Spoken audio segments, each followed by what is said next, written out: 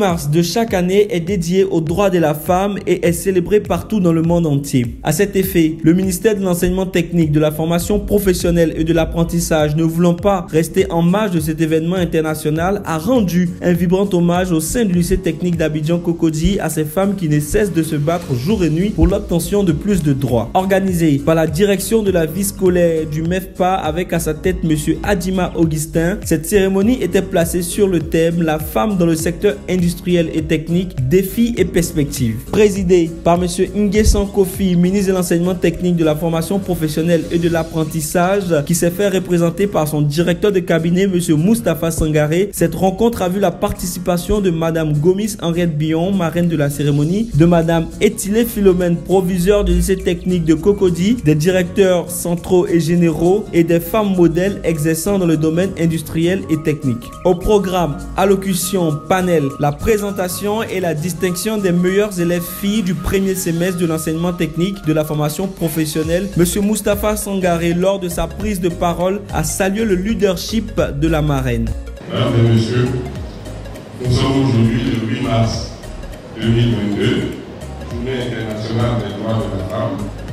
C'est une journée pendant laquelle le monde entier doit faire une pause pour faire le bilan et sensibiliser l'opinion collective sur la situation des femmes. Madame Gomis Henriette Billon, quant à elle, a prodigué à ses filleuls l'amour du métier, la passion dans le travail et surtout la confiance en soi. On assume toujours que la place de la femme doit être soit à la maison en train de s'occuper de ses enfants, de son mari ou de sa famille, ou alors dans des études classiques où vous allez être journaliste, standardiste, assistante, secrétaire, etc., etc. Et cela, mesdemoiselles, puisque vous m'avez choisi comme marraine, je vais vous dire que cela n'est pas normal. Les femmes, les jeunes filles sont aussi compétentes que les garçons dans les domaines techniques et professionnels.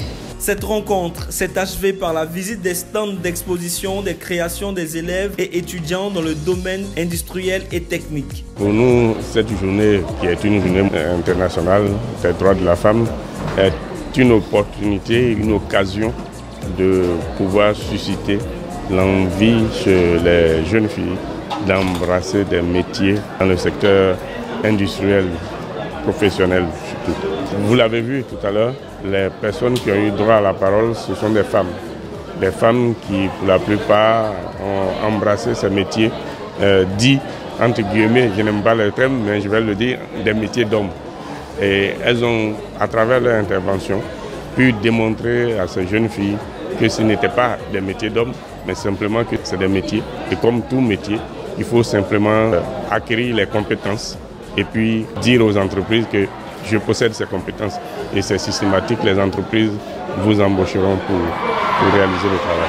Dans cette fête de célébration des droits de la femme, c'est un plaisir pour nous de venir apporter notre soutien à l'excellence dans le domaine des compétences techniques qui est aujourd'hui crucial, primordial pour notre pays, la Côte d'Ivoire. Chez nous, Unilever, les femmes représentent 60% du comité de direction de notre usine. C'est-à-dire qu'elles jouent un rôle prépondérant. Aujourd'hui, nous parlons beaucoup d'inclusivité parce que nous avons une politique en interne qui facilite l'inclusion des femmes. Et pour nous, nous croyons que l'innovation, le développement technologique et industriel passe par la mise en avant des compétences que possèdent les femmes. Moi, je pense qu'avec beaucoup de courage, nous les femmes, nous pouvons intégrer le secteur industriel.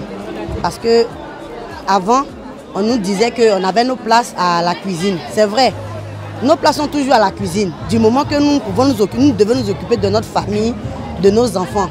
Mais il faut aussi que nous aussi, ce que nous pouvons faire, voilà, pour nous valoriser, pour notre savoir-faire, il faut que nous le mettions en pratique.